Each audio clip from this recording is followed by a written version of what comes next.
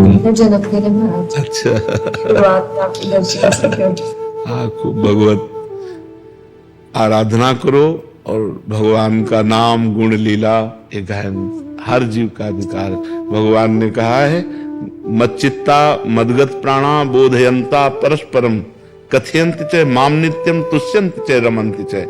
जो मेरे में चित्त लगाए हुए हैं, मेरे को प्राण अर्पित किए हुए हैं और मेरी चर्चा करने में ही संतुष्ट हैं, उसी चर्चा में रमण करते हैं, उसी में संतुष्ट रहते हैं। तेषाम सततयुक्ता नाम भजताम प्रीति पूर्वकम ददामि बुद्धि योगम तम येन माम उपयांति ते। मैं उसे बुद्धि योग प्रदान करता हूँ। और भगवान में हमारा मन लगा रहे, हमारा चित्त लगा रहे, हमारी समाज अध्यात्म की तरफ बढ़े, भगवान से जुड़े, पापाचरण त्यागे, ये हम सबका कर्तव्य है। हम सबका कर्तव्य है भगवान की चर्चा करना, स्वयं भगवान का भजन करना, स्वयं अच्छे आचरण करना, ये हर मनुष्य का कर्तव्य, सबका अधिकार है। हम सब भगवान के बच्चे, भगवान का नाम गुण कीर्तन करना, भगवान की महिमा को गान करना सबका अधिकार है। बड़े बड़े संत हुए स्त्री शरीर में, मीरा जी, बहुत बड़ी बड़ी रत्नावती जी, बहुत भागमती जी, करमेटी बाई, बहुत बहुत बड़े संत हुए। तो ऐसा नहीं है पुरुष नपुंसक नारीवा जीव चराचर कोय सर्व भाव भज कपट तज मोहि परम प्रिय सोय। भगवान कहते हैं मुझे परम प्रिय है, चाहे स्त्री हो, चाहे पुरुष हो, चाहे कोई भी हो, जो मेरा यश गाता है, मेरा भजन करता है। खूब नाम जप करो, दूसरों को करवाओ। जय जय श्री राधा, जय जय। महाराज जी, जैसे अभी तक हम पढ़ाई करते थे जी तो हमारे पास एक लक्ष्य था, एक उद्देश्य था। जी। अब हमारा सिलेक्शन हो गया, जी। हमने परीक्षा पास की, हम अधिकारी बन गए पीसीएस के थ्रू। जी। लेकिन अभी भी आंतरिक अंतरात्मा में संतुष्टि और वो सुख और वो, हाँ, चूंकि ये स्थायी चीज नहीं है ना। मान लो आपका शरीर है 80 वर्ष 100 वर्ष, ये पद और ये शरीर, ये वैभव, ये पढ़ाई, ये नाशवान है, ये स्थायी नहीं है। अगर आपका शरीर पूरा हो जाए तो आपको फिर का से शुरू करना पड़ेगा। आप ग्रेजुएट हो करके शरीर पूरा किए तो आप ग्रेजुएट होके नहीं जन्मेंगे। आपको फिर का ज्ञान, वर्णमाला का ज्ञान, अक्षर का ज्ञान आपको प्राप्त करना पड़ेगा। लेकिन 100 बार राम कहा है तो अगले जन्म में 99 से नहीं शुरू होगा, 100 से शुरू होगा। शांति मिलेगी भगवान से जुड़ने पर, अध्यात्म से जुड़ने पर, क्योंकि हमारी मांग सुख है। अंदर से देखो, प्रारंभ से लेकर के अभी तक लक्ष्य क्या है? सुख और शांति।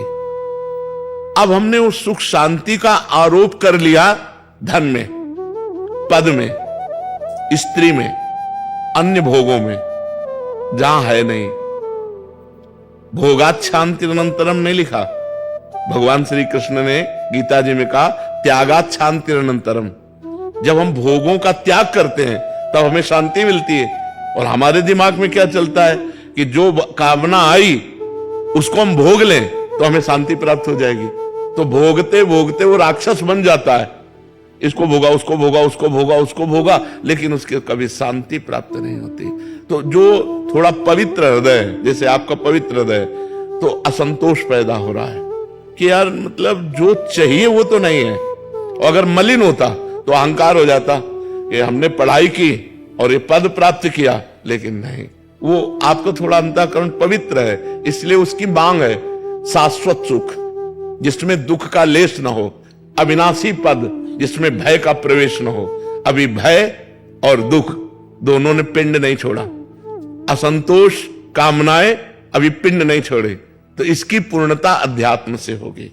कामना का कोई दुख नहीं, बस अब जीवन का उद्देश्य नहीं समझ में आता। जैसे जब पढ़ाई करते तब उद्देश्य था कि हमें अमुक पद प्राप्त करना है, वो मिल गया। अब आगे समझ में नहीं आता कि अब क्या प्राप्त, हाँ, अब से क्या करना है। हाँ, अब वो प्राप्त करना है जो शरीर छूटने के बाद है।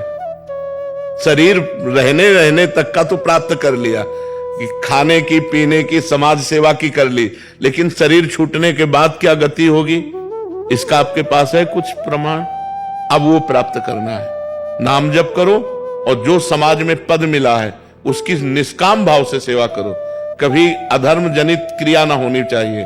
अधर्म जनित क्रिया जैसे घूस ले लेना, आपकी समझ में आ रहा है ये आदमी निर्दोष है और फिर भी उसे दंड विधान करना, आपकी समझ में आ रहा है ये दोषी है फिर भी उससे पैसा लेकर उसे छोड़ देना। जो जहां जिस अधिकार में है, धर्मयुक्त अगर अपने कर्तव्य का पालन करे और नाम जप करे तो ज्यादा उसे अगरबत्ती जलाने की जरूरत नहीं है। वो इसी क्रिया से भगवत प्राप्ति की योग्य हो जाएगा, इसी क्रिया से भगवत प्राप्ति की योग्य। अर्जुन जी कह रहे हैं कि मैं सन्यास लेकर भजन करूंगा, भगवान जी कह रहे हैं मारो इनको, मारो, ये अधर्मी है, अधर्म पक्ष में है, इनको मारो। तो युद्ध का मतलब है अपने कर्तव्य का पालन करना। यदि हम अपने कर्तव्य का पालन करते हुए भगवान नाम जप करते हैं तो परम संतोष प्राप्त हो जाएगा, आप देख लेना। तो क्या महाराज जी हम अपने जैसे जो हम अपना ये कर्तव्य है इसको छोड़ के हम भक्ति मार्ग में उतर, वही अर्जुन वाली बात बोल दी है ना कि मैं सन्यास ले लूं। अभी हमने क्या बताया, अर्जुन वाली बात का भगवान ने निषेध किया कि नहीं किया। हम क्या कह रहे हैं, आप अपने कर्तव्य का पालन करें जोर से, लेकिन भगवान के लिए। ये सृष्टि भगवान की है और नाम जप करते हुए कि मुझे जो पद मिला है ये भगवान ने मुझे सेवा दी है, मैं इसे सांगोपांग करूंगा। सांगोपांग मतलब कहीं त्रुटि नहीं होने दूंगा, अधिक से अधिक समय लगा करके करूंगा और वो सब भगवान के लिए करूंगा। ये मैं भगवान के लिए करूं। जैसे आप भगवान के लिए करेंगे ना तो आप कभी अधर्म नहीं कर पाएंगे, आप कभी गलत नहीं कर पाएंगे, क्योंकि आपको हर समय भगवान दिमाग में दिखाई देंगे।